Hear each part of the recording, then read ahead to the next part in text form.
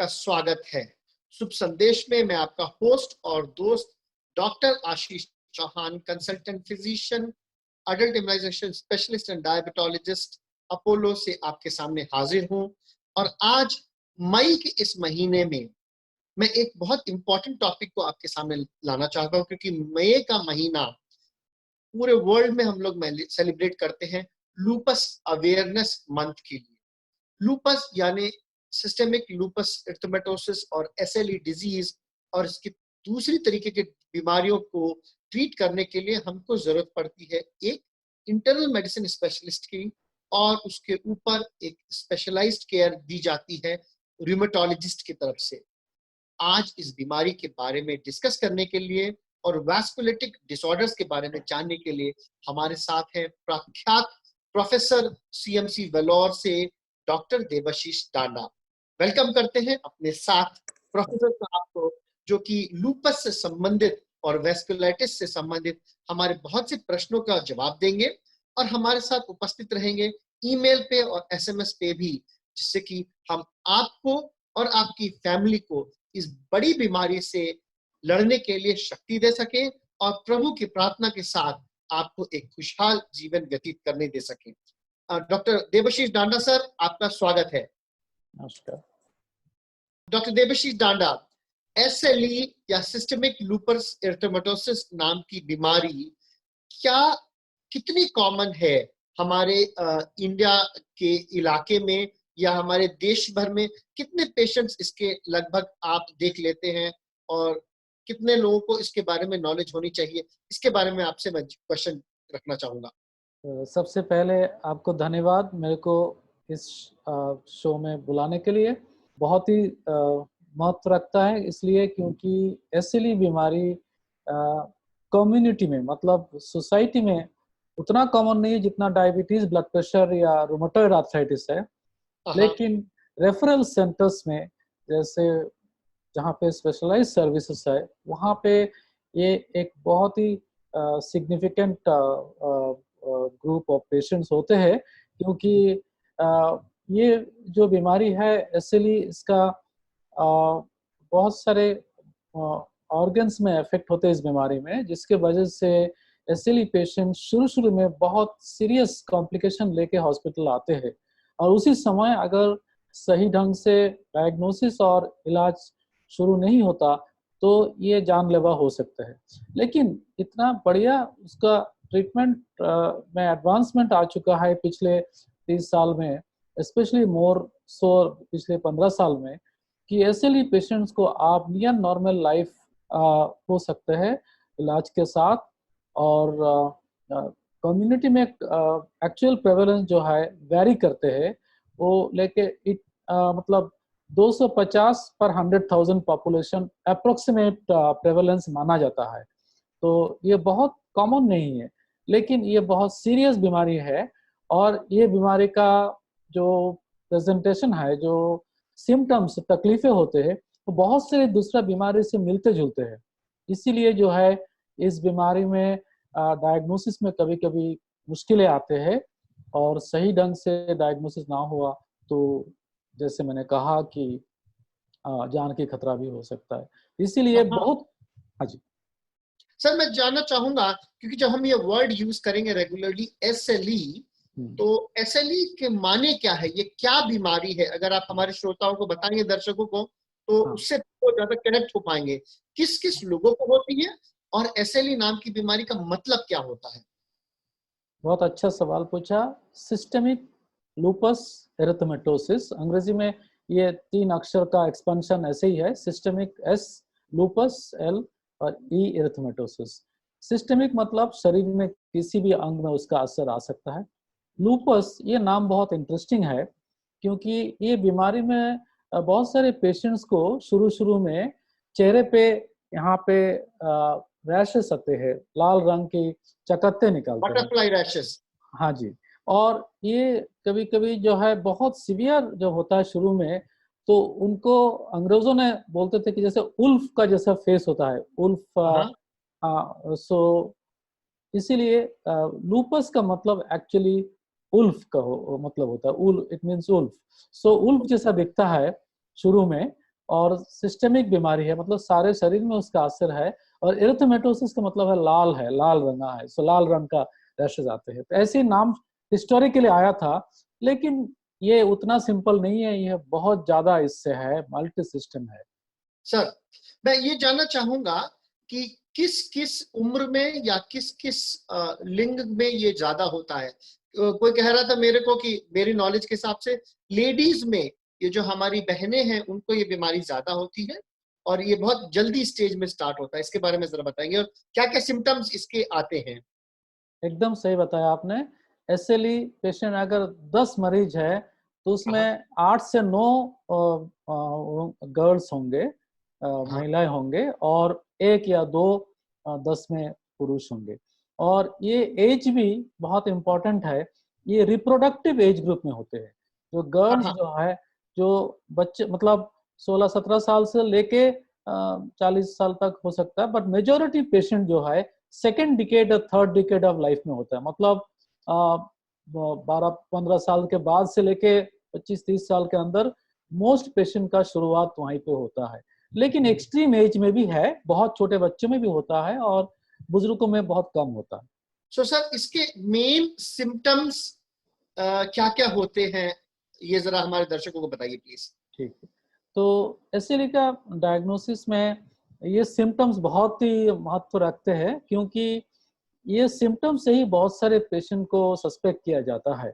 और ये बहुत सारे सिम्टम नॉन स्पेसिफिक है, लेकिन कुछ ऐसे 10-11 सिम्टम्स है वो ज़्यादा इम्पोर्टेंट है। तो जैसे है, हमने बताया आपको चेहरे पे यहाँ पे बटरफ्लाई रैशेस, जैसे आपने बताया ऐसे रैशेस होते हैं, जैसे बटरफ्लाई तितली जैसा होता है चेहरे पे रैशेस। तो तितली जैसा चकत्ता है वो फेस पे आता है, आई थिंक मालार प्रोमिनेंस के पास, राइट? हाँ जी, वो हाँ, जनरली ये जो लाइन है, ये लाइन से ऊपर होते हैं एसएलई में रैशेस, ओके, इसके नीचे नहीं आते हैं। एक और बीमारी है डर्मेटोमायोसाइटिस, उसमें इससे नीचे भी आ जाते हैं। ओके, तो एक एक है ये मेलर रैश। दूसरा है फोटो सेंसिटिविटी, मतलब धूप में जाने से चेहरे में जलन होता है। धूप में जाने हाँ, से लाल, तो बहुत लोगों को चेहरे में धूप में जाने से लाल होता है, उससे कोई डरने का बात नहीं है। लेकिन धूप में जाने से खुजली होना और चकत्ते निकल जाना, वो एसएलई में होता है, उसको फोटो सेंसिटिविटी बोलते हैं। वो एक और रैशेस निकालते हैं जिसको डिस्कॉइड रैश बोलते हैं, जहाँ पे हाँ, छोटे छोटे राउंड ऐसे शेप होते हैं, जनरली कान कान के सामने पीछे ज्यादातर होते हैं, बॉडी में भी होते हैं। वहाँ पे सेंट्रल पार्ट में चमड़ी जो है एकदम, वहाँ पे हेयर होता है, वहाँ पे हेयर लॉस हो जाता है, स्कार जैसा हो जाता है, तो उसको डिस्कॉइड रैश बोलते हैं। उसके अलावा उनको माउथ अल्सर होते हैं, मुंह का अंदर घाव बनना बहुत ही कॉमन प्रॉब्लम है, लोगों को बहुत सारे कारण से हो सकता है। 99% ऑफ माउथ अल्सर दूसरा बीमारी से होता है, एसएलई से नहीं होता है। लेकिन एसएलई का जो माउथ अल्सर है वो जनरली पेनलेस होते हैं शुरू में। अगर कोई इन्फेक्शन ना हो जाए और दर्द नहीं होता उसमें, मुंह पे घाव बनता है, और घाव जो है जनरली हार्ड पैलेट में होता है, जैसे ऊपर जो है तालू में ऊपर होता है, और एकदम पीछे की तरफ होता है, और काफी डीप होता है, लेकिन पेनलेस होता है, दर्द नहीं होता है जनरली। इसके अलावा आपको उनको जॉइंट में, जोड़ों में दर्द आता है, जैसे रूमेटॉइड आर्थराइटिस, उस टाइप की यहाँ भी जॉइंट में पेन, स्वेलिंग, ये सब आ सकता है। और जनरली एसएलई में अगर आर्थराइटिस हुआ तो रूमेटॉइड जैसा टेढ़ा नहीं हो जाते हैं, वो करेक्टेबल है, वो तो सीधा हो जाता डिफॉर्मिंग है, नहीं होता है। डिफॉर्मिंग नहीं होता है, सही बताया। इसके अलावा आपको पेशेंट्स को जो है, जो हमारे हार्ट के और लंग, पेशेंट बहुत लंबे बुखार, जो अन एक्सप्लेन फीवर के साथ भी प्रेजेंट होते हैं, how often do you find that sir? It's a very common presentation. In fact आपने बहुत सही सवाल बताया, क्योंकि एसएलई को बोला जाता है it is a great mimic. मतलब एसएलई का सिम्टम बहुत सारे बीमारियों से मिलता जुलता है। इस ये बहुत अनकॉमन नहीं है कि एसएलई पेशेंट, किसी ने टीबी का डायग्नोसिस बनाया, किसी ने लेप्रोसी का भी डायग्नोसिस बनाया, किसी ने कैंसर का भी डायग्नोसिस बनाया। तो ये गलती हो सकता है, क्योंकि इनका सिम्टम मिलते जुलते हैं बहुत सारे से। सो fever is a very important symptom, और ये बहुत सारे पेशेंट में शुरुआत में ऑलमोस्ट 90% में होता है फीवर शुरू में। इसके सर, अलावा आप, हाँ बोलिए। फिट्स के साथ, दौरे के साथ या साइकोसिस के साथ भी पेशेंट की प्रेजेंटेशन होती है, and how common is that? In fact ऐसे का जो 4 मेजर कॉम्प्लिकेशन है, एक है हाँ, सेंट्रल नर्वस सिस्टम का ब्रेन और रिलेटेड सिम्टम्स, दूसरा है आपको जो किडनी का सिम्टम तो नेफ्राइटिस बोलते हैं, और तीसरे है आपको कार्डियोवास्कुलर कॉम्प्लिकेशन जहाँ पे खून की नाली में ब्लॉकेड होता है, तो थ्रोम्बोसिस या वास्कुलाइटिस, और चौथी है इन्फेक्शन। तो ये चारों बहुत इंपॉर्टेंट है, और इसीलिए दौरे में सीजर और कन्वर्सन और दौरे पड़ना, या तो साइकोसिस जैसे बिना कारण एबनॉर्मल बिहेवियर हो जाना, ये एसएलई में एक इम्पॉर्टेंट प्रेजेंटेशन है जहाँ पे ब्रेन इन्वॉल्व होते हैं। इसके अलावा हमने आपको दो और सिम्टम बताऊंगा। एक है सिरोसाइटिस बोलते हैं, जैसे हार्ट और लंग्स का झिल्ली है, झिल्ली में सूजन आ जाते हैं और पानी जमा हो सकता है, और उससे क्या होता है, सांस लेने में दर्द होता है, बुखार भी आता है, और कभी कभी पानी जमा होकर सांस की तकलीफ होता है। तो ये प्लूरल एफ्यूशन या पेरिकार्डियल एफ्यूशन बोलते हैं, और पेट में भी पानी आ सकता है प्रोटीन कम हो जाने की वजह से, या तो वहाँ का झिल्ली में भी सूजन आ सकता है।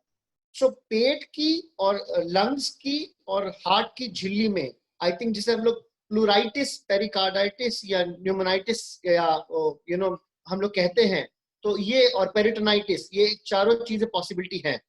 एसएलई में ये चारों चीजें हो सकते हैं, और फेयरली कॉमन भी है, उतना अनकॉमन नहीं है। सर, इसको ये एसएलई को डायग्नोस करने के लिए, क्योंकि ये जो आप टेस्ट जो बता रहे हैं कि क्या कहते हैं सिम्टम्स हैं, मेन इन्वेस्टिगेशंस बहुत कॉस्टली होते होंगे और इजीली अवेलेबल होते हैं नहीं होते, इसके बारे में आप थोड़ी सी जानकारी देंगे?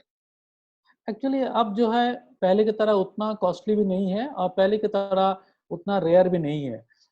सबसे इम्पोर्टेंट, जैसे साधारण टेस्ट में जो क्लू मिलते हैं उससे कंफर्म नहीं होते, लेकिन साधारण टेस्ट में जैसे डब्ल्यूबीसी, प्लेटलेट, हीमोग्लोबिन काफी कम हो गया, तीनों ही कम हो गया, या दो कम हो गया, या कोई भी एक कम हो गया, तीनों में हीमोग्लोबिन, डब्ल्यूबीसी, प्लेटलेट। इसके अलावा यूरिन टेस्ट में प्रोटीन निकाल जाना, जो कहीं भी टेस्ट हो सकता है। और इसके अलावा जो बाकी सिम्टम्स के साथ में, जो अगर ब्लड काउंट्स कम हुआ, प्रोटीन होते यूरिन में, तो आपको सस्पिशन बढ़ेगा। सबसे इंपॉर्टेंट स्क्रीनिंग टेस्ट है ANA, और एंटी न्यूक्लियर एंटीबॉडी बोलते हैं उसको, anti nuclear antibody. ANA test सबसे इंपॉर्टेंट स्क्रीनिंग टेस्ट है, जो आजकल एक्चुअली स्पीकिंग आइडियली वो इम्यूनोफ्लोरेसेंस टेस्ट से होना चाहिए, लेकिन इम्यूनोफ्लोरेसेंस जनरली कोई स्पेशलाइज्ड सेंटर में होता है, और बहुत बड़ा प्राइवेट लैब में होता है, लेकिन there are also other test which are not very sensitive। बाकी टेस्ट मेथड है, जैसे एलाइसा से भी ANA कुछ लोग करते हैं, लेकिन उसका थोड़ा उसमें सेंसिटिविटी और स्पेसिफिसिटी, मतलब फॉल्स, गलत पॉजिटिव और गलत नेगेटिव आने का चांसेस दोनों ही है, गलत पॉजिटिव का चांसेस ज्यादा ANA है। टेस्ट है, क्या ये कभी कभी पॉजिटिव और कभी कभी नेगेटिव ऐसा भी हो सकता है? हाँ जी, तो SLE पेशेंट में जनरली अगर वो हम लोग बोलते हैं HEP2 सेल लाइन, और एक सेल लाइन से करते हैं इम्यूनोफ्लोरेसेंस, जिसको HEP2 human epithelial type 2 cell line बोलते हैं, उसमें अगर करते हैं तो 98% के ऊपर पॉजिटिव आएगा SLE में। लेकिन जो 2% SLE नेगेटिव आएगा, वो वैसे पेशेंट, कुछ स्पेशल पेशेंट होते हैं SLE में, जैसे अगर SLE पेशेंट का यूरिन में प्रोटीन बहुत ज्यादा लॉस हो रहा है, तो ये ANA एक एंटीबॉडी है, वो यूरिन के साथ सब निकल जाते हैं, तो ब्लड टेस्ट में पकड़ा नहीं जा सकता, वो यूरिन में लॉस हो जाता है, इसीलिए जो है ANA नेगेटिव वहां आ सकता है। इसके अलावा जो है एक कभी कभी कॉन्सेंट्रेशन ऑफ एंटीबॉडी बहुत ज्यादा है ब्लड में, तो भी टेस्ट में शुरू में स्ट्रेट अवे पॉजिटिव नहीं आता, उसको डाइल्यूट करने के बाद ही पॉजिटिव आता है, उसको प्रोजोन फेनोमेनन बोलते हैं कुछ लोग। और इसके अलावा कभी कभी कुछ पेशेंट जो है ट्रूली SLE ANA नेगेटिव होते हैं, यहाँ पे रो पॉजिटिव, SSA पॉजिटिव बोलते हैं, ऐसा पेशेंट बहुत ही कम percent, less than 1% of SLE में है। तो ओवरऑल जो है SLE पेशेंट में अगर ट्रीटमेंट बहुत दिन से चल रहा है, पेशेंट का बीमारी कंट्रोल में आ गया, तो ANA नेगेटिव आ सकता है SLE में। तो ANA is a screening test, उसको आपको बार बार नहीं करना है, शुरुआत में स्क्रीन करना है, और उसके बाद कंफर्मेटरी टेस्ट करना पड़ेगा, double standard DNA, Smith antibody, ये सब करना पड़ेगा। सर, SLE के बारे में हमने आपसे जाना, और क्या ये खतरनाक बीमारी है? एक अगर किसी को स्टैंप लग गया SLE, तो इसका मतलब कि ये जिंदगी भर तक रहेगी, और अगर रहेगी तो क्या ये छूत अछूत की बीमारी है, एक पेशेंट से दूसरे पेशेंट को ट्रांसफर हो सकती है? बहुत ही इंपॉर्टेंट सवाल, मैं एकदम एकदम क्लियरली आपको बताऊंगा। जो SLE पेशेंट, SLE बीमारी बिना ट्रीटमेंट तो बहुत ही खतरनाक है, ये जानलेवा बीमारी है, लेकिन ट्रीटमेंट के साथ इमेजिन आपको इतना अच्छा खबर दूंगा कि अभी पिछले 10 साल के अंदर एसएलई पेशेंट का जिनका एडवांस किडनी डिजीज है वो भी इलाज के साथ मोर देन 40 इयर्स 90% का सर्वाइवल है। मतलब 40 इयर्स का मतलब खाली 40 इयर्स लाइफ नहीं है, 40 इयर्स का मतलब उससे ज्यादा भी है। और आज से 40 साल पहले only about 10% patient used to live more than 15 years. So SLE patient का प्रोग्नोसिस बहुत अच्छा हो चुका है। हमारे साथ डॉक्टर्स है, प्रोफेसर्स है, इंजीनियर्स है, साइंटिस्ट है, आईएएस ऑफिसर्स है, बड़े बड़े एस्टेब्लिश्ड लोग हैं जो एसएलई के साथ जी रहा है और अच्छा कर रहा है। They are able to do everything in life. तो एसएलई से डरना नहीं है अभी, अगर आप सही ढंग से इलाज करेंगे और फॉलो अप करेंगे। तो इसका इलाज डायबिटीज और हाइपरटेंशन की तरह से अमूमन लाइफ टाइम चलता है और डॉक्टर की एडवाइस से चलाते रहना चाहिए हमको। एब्सोल्युटली करेक्ट, ये एकदम सही आपने एग्जांपल दिया है। जैसे डायबिटीज और हाइपरटेंशन में इलाज के साथ आपको बीमारी में कंट्रोल आ गया, उसको उसी डोज में मेंटेन रखिए, डॉक्टर के साथ चेकअप करके कभी कभार फाइन ट्यूनिंग करना है डोज में या दवा में, लेकिन बंद तो नहीं हो सकता है कभी। अगर आपने बंद करने का कोशिश किया तो बहुत खतरनाक हो सकता है। हमारे साथ ऐसे बहुत सारे पेशेंट्स हैं जिन्होंने इलाज शुरू किया, अच्छा किया, लेकिन कुछ लोगों ने बताया कि तुम तो एकदम ठीक हो, क्यों दवाई खा रहे हो, इसमें सब साइड इफेक्ट है। तो लोगों ने बंद कर दिया और एकदम सीरियस प्रॉब्लम लेके कुछ ही महीने के अंदर आ गया और पेशेंट का डेथ भी हो चुका है। और सर ऐसे आई भी वुड वांट टू शेयर, या आपने बहुत अच्छी चीज बोली, क्योंकि एक बहुत ही रेयर डायग्नोसिस मैंने बनाया था अपने दोस्तों के साथ। 67 इयर्स ओल्ड मेल को हमने डायग्नोस किया था एसएलई। उनको 2 महीने से बुखार था, कम नहीं हो रहा था, बट 2 महीने, 1 महीने 2 महीने हमने हॉस्पिटल में रखने के बाद डायग्नोसिस बनाया और पूरे की पूरी रिकवरी के बाद एक लो डोज स्टीरॉयड पे हमने छोड़ दिया था, 2.5 मिलीग्राम्स ऑफ वाइसोलोन, और 5 साल तक ठीक ठाक रहे। और 5 साल के बाद वो लॉस्ट टू फॉलो अप होने के बाद किसी एक लोकल डॉक्टर ने सेम जो आप वर्ड्स बोल रहे हैं कि अरे स्टीरॉयड क्यों दे रहे हो, और ऑब्वियसली उन्होंने भी ठीक तरीके से कम्युनिकेट नहीं किया, वो टैबलेट को बंद कर दिया एंड 2.5 महीने के बाद उनकी डेथ हो गई। तो I feel very uncomfortable, and बल्कि मैं यही चाहूंगा कि स्टीरॉयड एक बहुत इंपॉर्टेंट दवाई है और ऐसे एक बहुत इंपॉर्टेंट डायग्नोसिस है, तो उसका जो टैबलेट ट्रीटमेंट स्टार्ट हो तो उसके स्टार्ट करने से पहले और स्टार्ट बंद करने से पहले एक प्रॉपर ओपिनियन लेना और क्लैरिटी होना बहुत जरूरी है। इसके बारे में आपका क्या ख्याल है सर? बिल्कुल सही बात आपने बताया। सबसे पहले मैं ये सबको बताऊंगा, अभी इस समय जो लोग ये प्रोग्राम देख रहे हैं और मैं डॉक्टर और आशीष और मैं यहाँ बैठा हूँ, हम लोग जिंदा हूँ बिकॉज हमारे एड्रिनल ग्लैंड में कम से कम 7.5 मिलीग्राम प्रेडनिसोलोन के बराबर स्टेरॉइड तैयार होता है। और उसके बिना हम लोग कोलैप्स कर जाएंगे। ये है ऐसा चीज है, दुनिया में बहुत सारे टेम्पटेशन होते हैं लाइफ में, जो अगर जरूरत से ज्यादा लेंगे तो बहुत नुकसान करेगा और जरूरत से कम लेंगे तो भी नुकसान करेगा। तो इसलिए ऐसा बीमारी है जहाँ स्टेरॉइड का जरूरत शुरू में होता है। और इसके अलावा स्टेरॉइड स्पेयरिंग इम्यूनोसप्रेसेंट बहुत सारे है, सेफ है बहुत, माइक्रोफेनोलेट है और भी बहुत सारे दवाई है, रिटुक्सिमैब है, ये सब लेने से और भी जल्दी कम कर सकते हैं स्टेरॉइड। सो स्टेरॉइड से डरना नहीं है, इनअप्रोप्रिएट यूज को स्टेरॉइड से डरना है आपको। इनअप्रोप्रिएट मतलब कम डोज में हो या जल्दी बंद कर दिया हो या एकदम बंद कर दिया जैसे आपने कहा, ये सब तो खतरनाक प्रॉब्लम, बिकॉज लोगों के एडिसोनियन क्राइसिस से डेथ हो सकता है एकदम से अगर बंद कर दिया। तो स्टेरॉइड से डरना है जरूर, लेकिन डॉक्टर का फॉलोअप में रहेंगे तो आपको डरना नहीं। I think that's a very good take-home message which you have told, Devashish sir. ये इस समय आज का दिन जो है वो वर्ल्ड थायराइड डे है, 25 मई। थायराइड और एसएलई दोनों ही बीमारी जिनका प्राइमरली ताल्लुकात बॉडी की इम्यूनिटी से है, एक ऑटो इम्यून डिजीज रहती है। एसएलई और थायराइड दोनों में क्या संबंध है?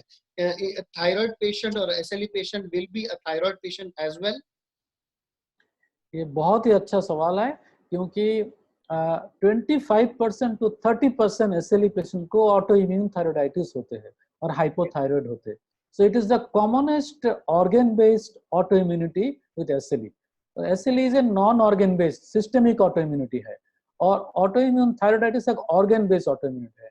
तो बहुत सारे ऑटो इम्यून बीमारी में एक के साथ दूसरा भाई बहन का तरह रहता है। तो एसएलई पेशेंट में हाइपोथायराइड होना कोई सरप्राइज नहीं है, ये फेयरली कॉमन है, अप टू 1/3 पेशेंट में हो सकता है, और ये बहुत ही बेसिस इज ऑटोइम्यूनिटी है। सर ये एसएलई के इलाज में primarily who is the right doctor, क्योंकि एक बड़ा कंफ्यूजन सा चीज आ जाता है। आई डेफिनेटली बिलीव मुझे कि एक rheumatologist is the best doctor to treat अगर इजीली अवेलेबल हो, बट अदरवाइज किसके पास रेगुलर फॉलोअप करे तो अच्छा है, और उसके साथ क्या क्या एहतियात हमारे मरीजों को इसके लिए निभानी चाहिए। आई विल से रूमेटोलॉजिस्ट हमारे सारे देश में 1000 ज्यादा, लगभग 1000 है, बहुत कम है 1.3 बिलियन लोगों के लिए। एक्चुअली स्पीकिंग एसएलई का ट्रीटमेंट जो है मल्टी डिसिप्लिनरी अप्रोच होना चाहिए, और आपको एक प्राइमरी फिजिशियन होना चाहिए, एक एमडी मेडिसिन का डॉक्टर का, ये बच्चों में एमडी पीडियाट्रिक्स डॉक्टर को बहुत जरूरी है, और एमडी मेडिसिन डॉक्टर अच्छी तरीके से मैनेज कर सकते हैं। I was in Australia for 3 years, वहां पे सारे पेशेंट को जीपी के पास वापस भेज देते हैं विद ए लेटर। हमारे जैसे पेशेंट का हम लोग रिपोर्ट देते हैं, वहां पेशेंट को नहीं देते हाथ में, सीधा जीपी के पास भेजते हैं, और जीपी से डायरेक्ट बात होता है। अगर मेरा पेशेंट डॉक्टर आशीष के पास जाए तो मैं डॉक्टर आशीष से बात कर सकता हूँ कि ये ऐसा सर, उसमें क्या होगा, उसमें अंडरस्टैंडिंग होगा बहुत बेटर, और उसमें कोई मिसकम्युनिकेशन नहीं होगा।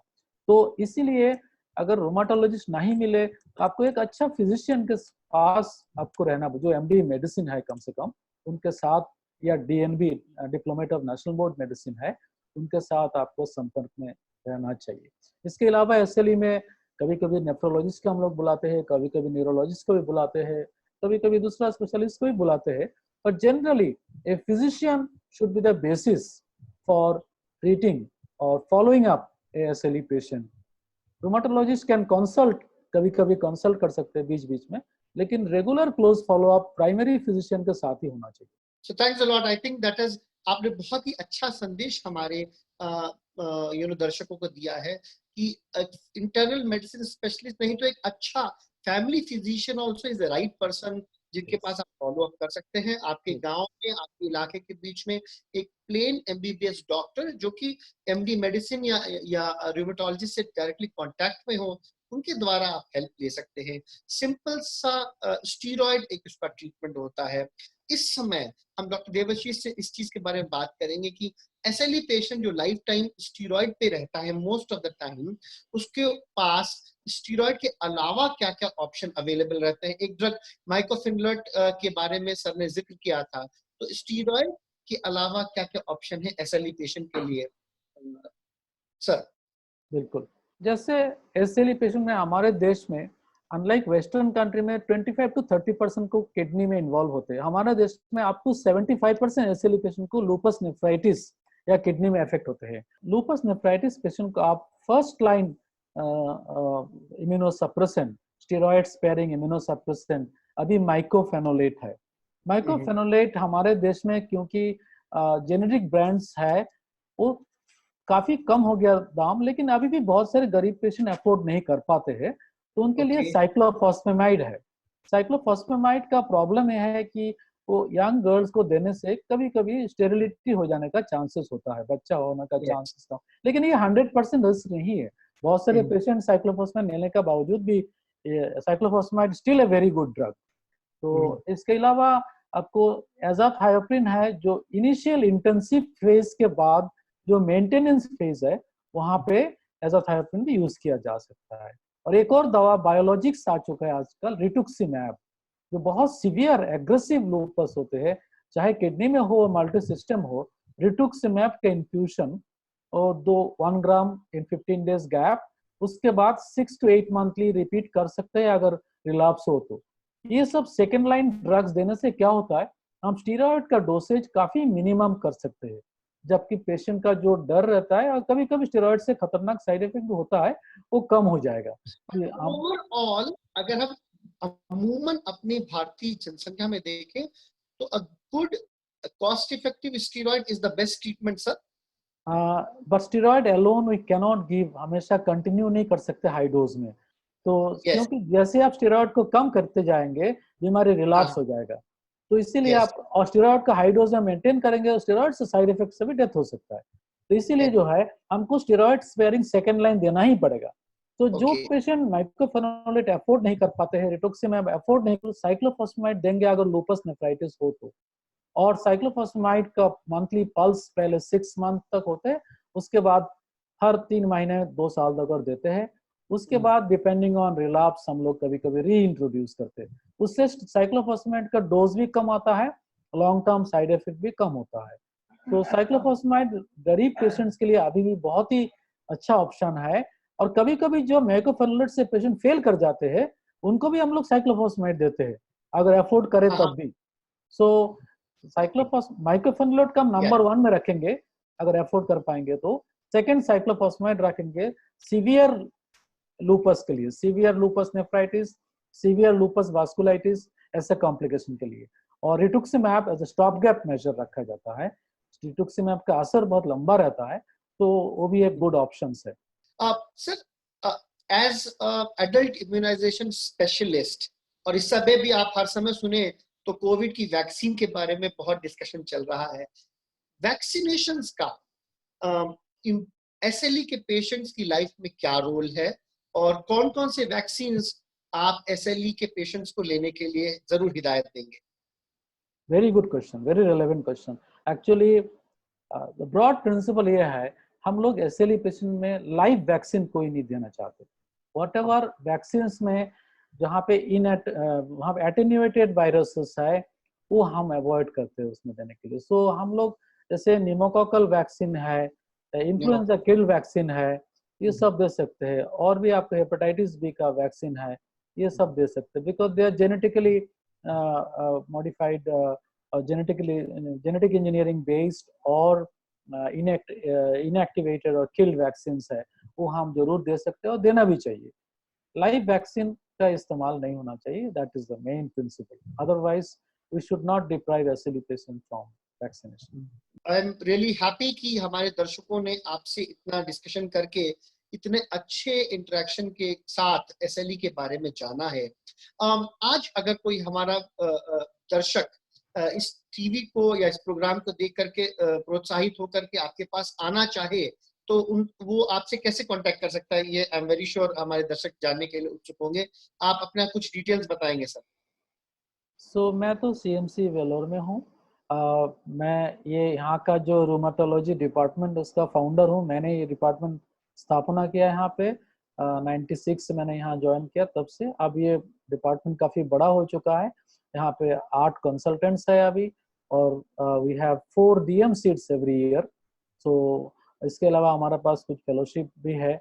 सो हमारे पास जनरल ओपीडी है और प्राइवेट ओपीडी है।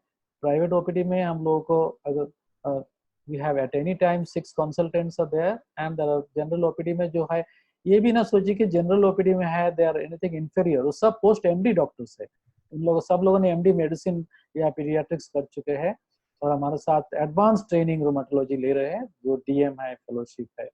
सो आप हॉस्पिटल का थ्रू से, हमारे ऑफिस का थ्रू से, जिसका ईमेल मैं आपको प्रोवाइड कर सकता हूँ, फोन या तो ऑफिस का फोन नंबर। कभी कभी फोन करने से हमारे देश में फोन का व्यवस्था कभी कभी बहुत ही बिजी रहता है लाइन, तो mail is one of the best options. और उसका आप करके हॉस्पिटल का थ्रू भी जा सकते हैं, rumat@cmcvellore.ac.in। सो ये मेल आईडी में मेल करके भी आप संपर्क कर सकते हैं। और मेरे ऐसे अगर डायरेक्ट हमसे संपर्क करना चाहे, वो भी अगर आप डिपार्टमेंट का मेल आईडी में मेल करेंगे, या डॉक्टर आशीष के पास में आप मेरा अपना कॉन्टैक्ट डिटेल छोड़ सकता हूँ, आप संपर्क कर सकते हैं। So I am delighted for that, क्योंकि इससे पहले भी मैंने काफी पेशेंट को आपके साथ कनेक्ट किया है। एसएलई या रूमेटॉइड आर्थराइटिस या वास्कुलाइटिस के ट्रीटमेंट के लिए मैं डॉक्टर आशीष चौहान हैदराबाद में अवेलेबल हूँ। Feel free to contact me any time. मेरा नंबर यहाँ पे नीचे दिया गया है, अदरवाइज इट इज 8106127475। अपोलो में या इथेंस क्लिनिक गार्डन टावर्स मासप 10 में आप मुझे कभी भी मुलाकात कर सकते हैं। सर, डॉक्टर देवाशीष ढांडा का मैं स्टूडेंट रहा हूं। सर के अंडर में की ट्रेनिंग करने के बाद I am established as internal medicine physician at Apollo, और मुझे खुशी होगी कि आपको किसी भी तरीके का ओपीडी मैनेजमेंट नहीं तो कोई भी सलाह आपको व्हाट्सएप पे भी करके आपको फिट रखें, उसके लिए हम हर समय आपके साथ जुड़े रहेंगे। हमारे शुभ संदेश चैनल के साथ आप जुड़े रहिए। नीचे बेल आइकॉन को दबा करके आप इसको सब्सक्राइब करें, जिससे कि हम आने वाले समय में कुछ ना कुछ नई जानकारी आपको देते रहे। हमने देखा है कि कोविड के एक्सपीरियंस के साथ भी कि बीमारी को हम बचा सकते हैं। Prevention is much better than cure. क्या एसएलई से बचा जा सकता है? ये क्वेश्चन मैं डॉक्टर देवाशीष डांडा की तरफ रखना चाहूंगा, क्योंकि इन्होंने बताया कि छूत अछूत की बीमारी तो नहीं है, लेकिन क्या ये बीमारी पेशेंट की माँ को अगर है तो क्या बच्ची को आ सकती है? सर, इसके बारे में आप क्या जानकारी देना चाहेंगे? ये बहुत ही अच्छा सवाल पूछा, और हम लोगों ने एक स्टडी भी कर चुका हूँ इसमें, और पब्लिश हुआ है एक फेमस लूपस का जर्नल, इसका नाम लूपस है। सो ऐसे सो जनरली कॉमन मैन में, ले मैन में एक कंफ्यूजन रहता है कि हेरिडिटरी क्या होता है और जेनेटिक क्या होता है। यस। जेनेटिक तो हर सारे बीमारी में कुछ ना कुछ जेनेटिक बेसिस होते हैं। सब लोगों में कुछ ना कुछ जेनेटिक ससेप्टेबिलिटी होता है कुछ बीमारी होने के लिए, बट लेकिन वो काफी नहीं है बीमारी को करने के लिए। जैसे एसएलई में उसको इंटरफेरोनोपैथी बोलते हैं, उसमें इंटरफेरोन जीन्स का ओवर एक्सप्रेशन होते हैं। इसका मतलब ये नहीं कि ये जीन्स जिसका होगा तो उनका बीमारी हो जाएगा, या कुछ एचएलए टाइप्स होगा तो एसएलई हो जाएगा। हेरिडिटरी का मतलब टोटली अलग है, उसको बोलते हैं मेंडेलियन इनहेरिटेंस। जैसे फादर, जैसे ऑटोसोमल डोमिनेंट है, अगर हर बच्चे को जो है 50% चांस है वो बीमारी होने के लिए, और ऑटोसोमल रिसेसिव है, हर बच्चे में 25% चांसेस होते हैं बीमारी होने का। ऐसा नहीं होता है एसएलई में। ये देखा गया एसएलई पेशेंट के जो बच्चे होते उनका बाकी जो नॉर्मल पॉपुलेशन से ऑटो इम्यून बीमारी होने का रिस्क ज्यादा है। जैसे थोड़ी देर पहले आपने थायराइड का कहा, ये हो सकता है एसएलई की मदर है और डॉटर का जो है हाइपोथायरॉयड ही हुआ है, एसएलई नहीं है। यह दूसरा ऑटो इम्यून बीमारी है, रोमाटॉइड आर्थराइटिस, स्क्लेरोडर्मा, और दूसरा बीमारी भी है। लेकिन ये चीजें एकदम मेंडल यानी ट्रांसमिटेड नहीं है, हेरिडिटरी नहीं है। ये होने का चांस नॉर्मल लोगों से ज्यादा है, जेनेटिक रिस्क ज्यादा है, बट इट इज नॉट 100%। इसीलिए किसी माँ को अगर एसएलई है वो बच्चे को तुरंत टेस्ट नहीं कराना, क्योंकि हम टेस्ट का रिपोर्ट का इलाज नहीं करेंगे, मरीज का इलाज करेंगे। तो अगर सिम्टम नहीं हुआ तो खाली खाली टेस्ट करेंगे, अगर पॉजिटिव भी आ गया एएनए टेस्ट, हम फिर भी इलाज नहीं करेंगे जब तक ना सिम्टम नहीं होगा। तो इसीलिए जो है एकदम से प्रीमेच्योरली टेस्ट ना करिएगा, उससे एंजाइटी बढ़ेगी और कुछ फायदा नहीं होगा। सो ये छुआछू नहीं है, ये हेरिडिटरी भी नहीं है, लेकिन ये जरूर है कि नेक्स्ट जनरेशन में ऑटो इम्यून बीमारी का रिस्क ज्यादा होते अगर मदर को या फादर को एसएलई हो। डॉक्टर देवाशीष सर ने बहुत अच्छी जानकारी दी है कि ये हेरिडिटरी नहीं है, लेकिन फिर भी थोड़ा सा चांसेस ज्यादा होता है। तो टेस्ट करने के लिए हमको पहले डाउट एक बार क्लियर करना चाहिए और डॉक्टर की राय पे टेस्ट करानी चाहिए। एक अमूमन 5% पॉपुलेशन को ओल्ड एज में एएनए पॉजिटिविटी आ जाती है। सर, 60 साल के बाद ये बहुत कॉमन है कि पॉपुलेशन में एएनए पॉजिटिव आए। Is that correct sir? Correct, approximately around that much, मतलब 65 और 60-65 के बाद क्या होता है, there is high chance of false positive auto antibodies. इससे रूमेटॉइड फैक्टर, एएनए भी आ सकता है, रूमेटॉइड फैक्टर मोर कॉमनली होता है। तो खाली एंटीबॉडी से वो उसका कोई मतलब, we should not get worried about antibody result, क्योंकि वो नेचुरल ऑटो एंटीबॉडी हो सकता है। और ये जो है with life a body is exposed to all kinds of immunogenic reactions, there can be a low grade false positive ANA, और ANA का दूसरा causes भी होते हैं। तो इन aged body में weak positive, low titer positive antibodies including ANA uncommon नहीं है, लेकिन यंग उम्र में है तो उसका सिग्निफिकेंट ज्यादा रखते हैं।